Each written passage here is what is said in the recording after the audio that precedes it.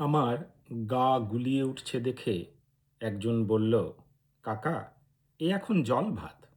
বুঝলাম একটা সদৃশ জেনারেশন গ্যাপের শিকার আমি। জেনজি, জেন আলফা, এইসব মানুষজনদের কাছে এটা এখন জল ভাত। আশা করি ভালো আছেন, সুস্থ আছেন। আমি আজকে আপনাদের সামনে আমার নিজের একটা লেখা বরং পড়ে শোনাই। আশা করি আপনাদের ভালো লাগবে। লেখাটার নাম দিয়েছি নববর্ষের আক্ষেপ, আমার আক্ষেপ। শুরু করছি। আজ যখন লিখতে বসেছি তখন ইংরেজি নববর্ষ এসে গেছে। শুধু তাই নয়, এই শতাব্দীর এক চতুর্থাংশ, end of the first quarter of this century, আমরা কিন্তু পেরিয়ে এসেছি।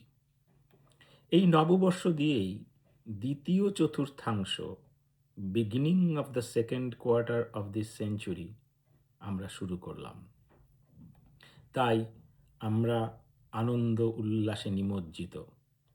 যুদ্ধবাজদের দাপটে একদা দ্বিমেরুকরণের যুগ থেকে একক মেরুকরণের যুগ পেরিয়ে বহু মেরুযুক্ত পৃথিবীর কোন কোনায় কতজনের মাথায় এতটুকু ছাদ নেই, কতজন তীব্র শীতে কাতরাচ্ছে, ধর্ম অবমাননার শক্তিশাল হেনে বিনা বিচারে বিধর্মীদের পুড়িয়ে মারা হচ্ছে, কতজন গণতন্ত্রের চতুর্থ স্তম্ভকে ভেঙে মোচ্ছব করছে, তা নিয়ে ভাবার কোনো সময় নেই। সব গা সওয়া হয়ে গিয়েছে। আমি মন প্রাণ দিয়ে এখনো বিশ্বাস করি যে সবচেয়ে বেশি সংখ্যালঘু মানুষ হলো শুভবুদ্ধি সম্পন্ন অসাম্প্রদায়িক চেতনার মানুষেরা। কিন্তু তারা এখন চক্রবুদ্ধির মধ্যে পড়ে নিতান্তই কোণঠাসা। ছোটবেলাতে আমি ন্যাড়াপোড়া বলে এক উৎসব দেখেছি। দৈত্যরাজ হিরণ্যকশিপুর বোন এবং প্রহ্লাদের পিসি ছিল হোলিকা নামের এক অসুর। হোলিকা নামের এই অসুর ছিল অশুভ শক্তির প্রতীক। ন্যাড়াপোড়া বলতে হোলিকা নামের অসুরকে পোড়ানো বোঝানো হয়। তার বিনাশ ও শুভ শক্তির জয়ের প্রতীক হল এই ন্যাড়াপোড়া উৎসব। লোককথা অনুযায়ী হোলিকা অসুর প্রহ্লাদকে কোলে নিয়ে আগুনে বসলে প্রহ্লাদ বিশেষ বস্ত্র পরিহিত হওয়ায় এবং ভগবান বিষ্ণুর প্রতি তাঁর গভীর বিশ্বাস ও ভক্তি থাকায় প্রহ্লাদ বেঁচে যান, কিন্তু হোলিকা পুড়ে ছাই হয়ে যান। এই ঘটনার পর থেকে প্রজাগণ মনে করেন যে অশুভ শক্তির চেয়ে ভক্তির শক্তি অনেক বেশি। তাই এদিন অশুভ শক্তি তাড়াতে করা হয় ন্যাড়াপোড়া বা হোলিকা দহন পালন। হিন্দু পঞ্জিকা অনুসারে প্রতি বছর ফাগুন পূর্ণিমা রাতে ন্যাড়া পোড়া হয়, দোল উৎসবের আগের রাতে। এছাড়াও আমরা জানি মহাভারতে দাহ্য পদার্থ দিয়ে তৈরি ঘর, যা যতুগৃহ বলে বলা হয়, বানানো হয়েছিল। যদিও দুর্যোধন পঞ্চপাণ্ডব এবং কুন্তিকে ওই যতুগৃহে পুড়িয়ে মারার চেষ্টা করেছিলেন এবং সেই উদ্দেশ্যেই যতুগৃহ নির্মাণ করেছিলেন, কিন্তু তিনি সেই সাফল্য পাননি। বলা হয় সেখানেও তাই ধর্মেরই জয় হয়েছিল, শুভ শক্তিরই জয় হয়েছিল। ধর্ম অবমাননার অভিযোগ তো নতুন নয়। এই অভিযোগে 1431 সালের 29শে মে রুয়েন শহরের বাজার এলাকাতে খ্রিস্টান যাজকেরা পুরুষ পোশাক পরিহিত জোয়ান অফ আর্ককে জ্যান্ত পুড়িয়ে মারে। সতীদাহ আইন না হওয়া পর্যন্ত সদ্য স্বামীহারা নিরপরাধ স্ত্রীকে জ্যান্ত পুড়িয়ে মারা একদম একটা নিত্য নৈমিত্তিক ব্যাপারই ছিল। কিন্তু প্রশ্ন হচ্ছে, সভ্যতার লগ্ন বেয়ে এতদূর এগিয়ে আসার পর আজকের দিনে আমরা কাকে অসুর ভাবব? আমরা অসুর বলতে কি বুঝি? আমাদের মতাদর্শের বিপরীতে চলা কেউ কি অসুর? আমার ধর্মানুসারী নয় এমন কেউ কি অসুর? আমার রাজনৈতিক মতাদর্শের পরিপন্থী হলেই সে অসুর?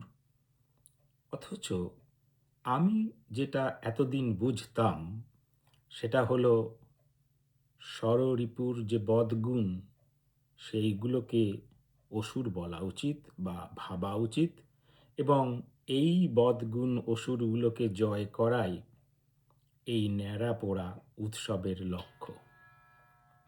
কিন্তু আজকের দিনে এই ন্যাড়াপোড়া উৎসব অকাল বোধনের মতো অকাল ন্যাড়াপোড়া যত্রতত্র ঘটে চলেছে। সম্প্রতি যে ভিডিওটি আমাকে একেবারে তলপেট থেকে গা গুলিয়ে দিয়েছে সেটি নিয়ে একটু বলি। ভিডিওটি যখন আমার কাছে সামাজিক মাধ্যমে আসে তখন দেখে অ্যাট এ গ্ল্যান্স আমার মনে হয়েছিল একদল জনতা যেন ছবি তুলছে, ভিডিও করছে আর উল্লাসে গাইছে, আজ আমাদের ন্যাড়া পোড়া কাল আমাদের দোল, আজ আমাদের ন্যাড়া পোড়া কাল আমাদের দোল। শীতের রুক্ষতায় ঝরে পড়া নানান ধরনের শুকনো পাতা, খড়কুটো, কাঠ, বিচালি, খেজুর ও নারকেল গাছের পাতা এসব কিছু দিয়ে একটা পুতুলের মতো জিনিস বানিয়ে তাকে ঝুলিয়ে দেওয়া হয় এবং তাকে জ্বালানো হয় এই ন্যাড়া পোড়া সন্ধ্যায়। শব্দ না থাকলে আমার অ্যাট এ গ্ল্যান্স মনে হচ্ছিল সেরমই কিছু একটা ঘটছে, যেন বারবিকিউ করা হচ্ছে বা চিকেন রোস্ট করা হচ্ছে, এরকম বোধ হচ্ছিল। ব্যাপারটা বোধগম্য হতেই আমার গা তলপেট থেকে গুলিয়ে উঠেছিল। আমার গা গুলিয়ে উঠছে দেখে একজন বলল, কাকা, এ এখন জল ভাত। বুঝলাম একটা বিসদৃশ জেনারেশন গ্যাপের শিকার আমি। জেন জি, জেন আলফা, এইসব মানুষজনদের কাছে এটা এখন জল ভাত। আমি খুবই সুরক্ষিত পরিবেশে বড় হয়েছি বলেই কি আমার এই দুরবস্থা? আমি জীবনে নানা প্রকারের গন্ধ পেয়েছি। সুকুমার রায়ের গন্ধবিচার কবিতা আপনারা পড়েছেন। আমিও এরকম নানা রকম গন্ধ পেয়েছি। আগেই বললাম, আমি ন্যাড়া পোড়ার গন্ধ পেয়েছি, আমি জ্বলন্ত বাঁশ পুড়িয়ে দেওয়ার গন্ধ পেয়েছি, জ্বলন্ত ট্রাম চোখের সামনে পুড়ে যাওয়ার গন্ধ পেয়েছি, আমি বহু রাজনৈতিক কুশপুত্তলিকা পোড়ানোর গন্ধ পেয়েছি, আমি সিগারেট, চুরুটের গন্ধ পেয়েছি। এদেশে নববর্ষের উৎসবে টাইম স্কোয়ারে বসে চারিদিকে মারিওয়ানার গন্ধ পেয়েছি। আমি ক্ষুধার্ত বাচ্চার দুধ পুড়ে যাবার গন্ধও পেয়েছি। সঙ্গে বোনাস হিসাবে পেয়েছি মায়ের আর্তনাদ। আমি মানুষকে চাপা পড়া বাঁচাতে প্রচণ্ড জোরে ব্রেক দেওয়া লরির টায়ার থেকে টায়ার পোড়ার গন্ধ পেয়েছি।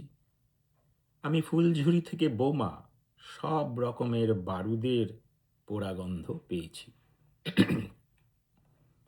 আগুন লাগা কয়লা খনির গন্ধ পেয়েছি। একদম সত্য কথা। আমি ফিলাডেলফিয়াতে বসে কানাডার দাবানল থেকে উড়ে আসা বাতাসের গন্ধ পেয়েছি। 9/11 পুড়ে যাওয়া টুইন টাওয়ারের গন্ধও পেয়েছি, সেই বাতাসে উড়ে আসা। এয়ার শো দেখতে গিয়ে ফিলাডেলফিয়াতে একেবারে নিচে উড়ে আসা যুদ্ধ বিমান থেকে নির্গত বাতাসের গন্ধও পেয়েছি। যুদ্ধবিধ্বস্ত পোড়া শহরের গ্রামের গন্ধও যেন পেয়েছি। আমি বেগুন পোড়ার গন্ধ পেয়েছি। আমি বারবিকিউ করা মাছ ও মাংসের গন্ধ পেয়েছি। আমি শ্মশানে চিতায় জ্বলন্ত চন্দন কাঠের গন্ধ পেয়েছি। আমার দুর্ভাগ্য, আমি বারবিকিউ করা গন্ধ এখনো আমি পাইনি। যারা পেয়ে উল্লাস করছেন, ভিডিও করছেন, তাদের সঙ্গে এখানেই আমার একটা বড় জেনারেশন গ্যাপ। আমার আক্ষেপ এখানেই। এ আক্ষেপ করা ঠিক না বেঠিক সেটা আমি জানি না। কিন্তু ইংরাজি নববর্ষের এসে আমার এটা বেশ যেন মনে হচ্ছে একটা আক্ষেপ। জেনারেশন গ্যাপের বলি আমি। এটাই নাকি এখন জলভাত, স্বাভাবিক। কিন্তু তবু মনে হয় ইংরাজি নববর্ষে আমরা এই প্রার্থনা করি যে আমাদের মধ্যে শুভ বুদ্ধি জাগরিত হোক। মানুষ মানুষের জন্য, জীবন জীবনের জন্য একটু সহানুভূতি কি মানুষ পেতে পারে না? যাই হোক, ভালো থাকবেন, সুস্থ থাকবেন। আবারও দেখা হবে কোনো একদিন অন্য কোনো খানে। ততদিন বিদায়।